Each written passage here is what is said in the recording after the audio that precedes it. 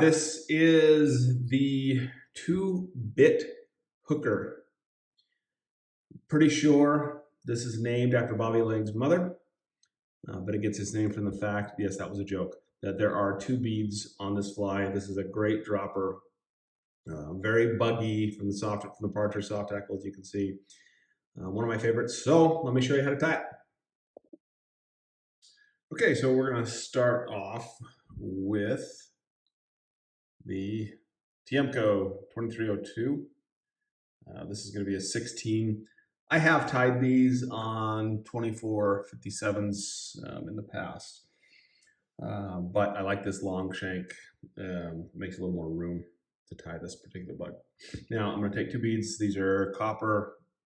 I can't really see it. My fingers are 2.5 beads. They're tungsten, which with this bug having 2 beads, it's awesome because it floats really well. And for those of you just getting started, you always want to take the small hole and put it on first. And I'm actually going to do it twice for this guy because we're using 2 beads. I've seen some videos that put these on facing, doing the first one backwards or the second one backwards. I haven't seen that it's made that much of a difference. So just taking that off, I'm going to slide those beads up and lock in the fly. This is a Regal Vice. I've used Regal, I've used Renzetti. Oh, looks like I did that one. Okay. I put this bead on backwards right here. I put the big end on first, but that's okay. I've seen people tie it this way before. That's the cool thing about fly tying. You kind of do whatever you want. So on the front bead, I definitely want to make sure that the small bead goes on first. The small bead butts up against the eye of the hook. This second one, I put on backwards. We're going to roll with it. So, all right, going to start off with Semperfli Classic Red. And on this particular pattern, you're going to see that I change threads partway through. But I'm just going to start here, lock that down, and we're going to trim off the tag. Now we're going to use some partridge feather for the tail. So with this partridge feather, I'm going to come back all this fluffy stuff, and I'm just going to strip it off, get it out of the way, so I don't have to fuss with it. All right, may have done a little too much on that guy. So I'm going to take a good chunk of these. I'm going to pull them back so they're all even. And then I'm just going to trim them off. Now with this other hand, I'm going to grab those other ends, and I've got a bunch of natural ends there that are going to make my tail. So I'm just going to hold this in here. I'm going to hold it on top. Pressure's key right here. See how that loop is nice and loose? I'm going to bring that down over the top until those feathers are where I want them. And then I'm going to tighten it. And I'm going to do 3 wraps. And I'm going to try to guess the length on that tail. The length of the tail should not be longer than the actual body of the fly. So I'm going to go ahead and say that one's a little bit small, or a little long. So I'm just going to pull it back, shorten that up just a little bit. Then I'm going to clip this off up high. Now I want to come back up here towards where those beads are. And this is where I'm going to tie in my black wire. And in this particular case, I am using this, a just good old black Ultrawire. Remember, don't use your scissors on wire. Hey, now I've seen some variations of this fly. Some guys tie this with another thing of thread, which is cool. I just like wire because it doesn't break as easy when you're fishing. All right, now what I want to do here is I want to form a pretty thin body with the thread with 2 or 3 passes. And I've gotten a good taper there, so I'm happy with that. Then I'm going to come in here and just wrap the black wire. Last one. I'm gonna put 2 or 3 wraps down here. Not sure why my thread's fraying there, but who cares? It makes it look even buggier. Now I'm gonna helicopter this off. As my kids say, helicopter, helicopter. Okay, now what I've done here is I've left plenty of room between those beads. See, there's a little gap. I'm liking that a lot. So I'm switching threads. So I'm gonna finish this off. Actually, I think it's my bobbin. It's time for a new bobbin. Let's go. Okay. And yes, I still knock stuff off of my bench, and that's what you heard. Trim that guy up a little bit. All right, pretty buggy looking body. I'm happy with that. I'm now switching to Semperfli Classic 6/0.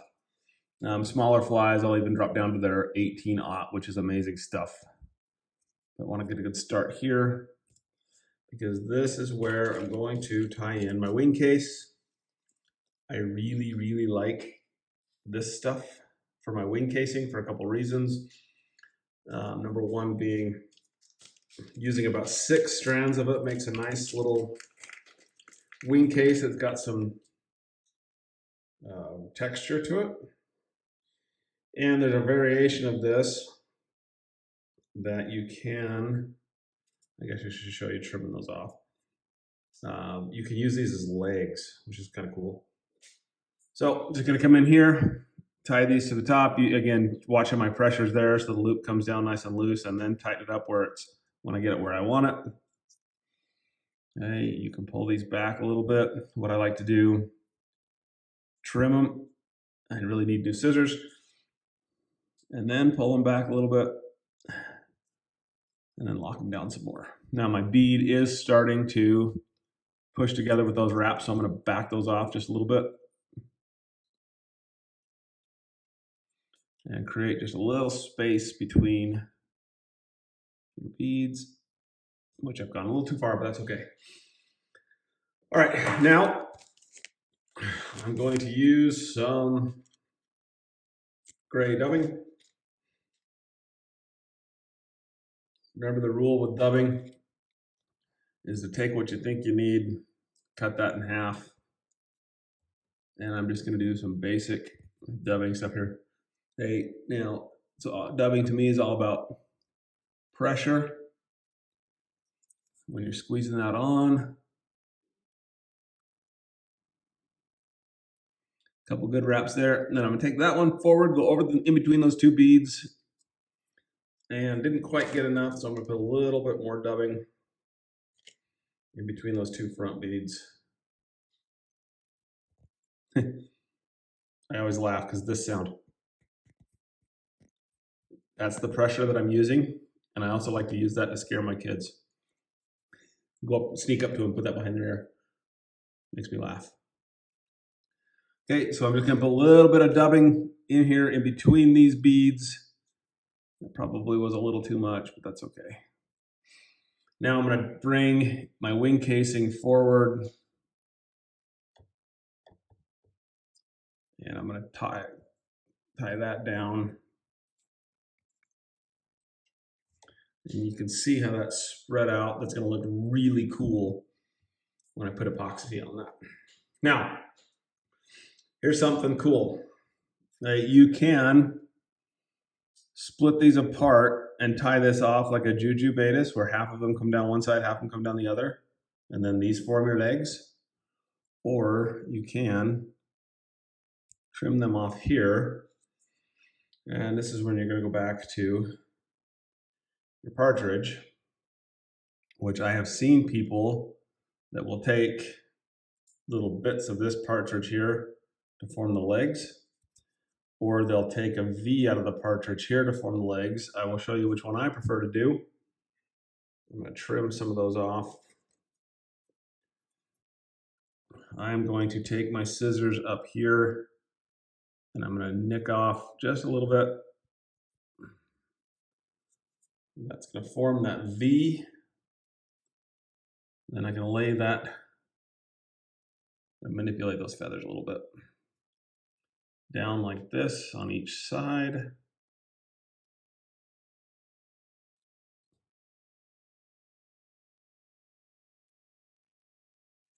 Okay. Then I'm going to take this and do 3 wraps with my thread. Then I want to come back here and start manipulating those, put them where I want them. I can also start to shorten them up. And I'm telling you, this is going to be an awesome bug. Just like that. I'm going to trim, oops, a little more pressure on those legs. I'm going to trim that off. And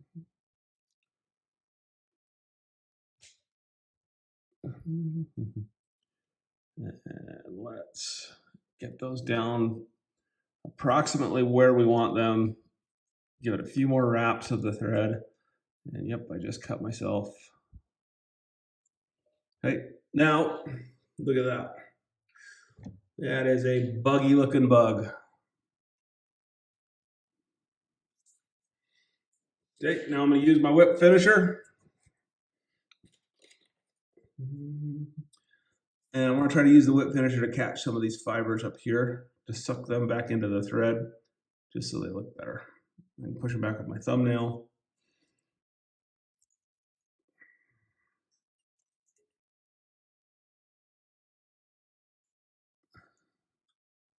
I'm going to give it 4 wraps with the whip finisher.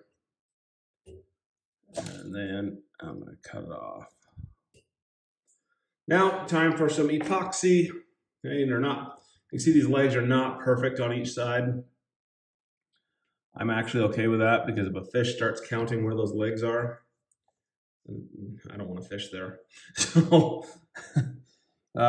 just going to hit some epoxy and on that wing case to build up a nice little wing case. It looks like we lost a couple of those fibers in that wing case, but that's okay.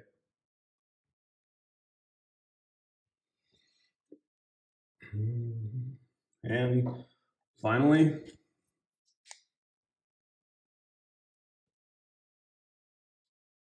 there it is. Not my cleanest tie, but again, don't really care, because that thing will fish. If you've enjoyed this video, please tie these and share. And we'll see you on the next video.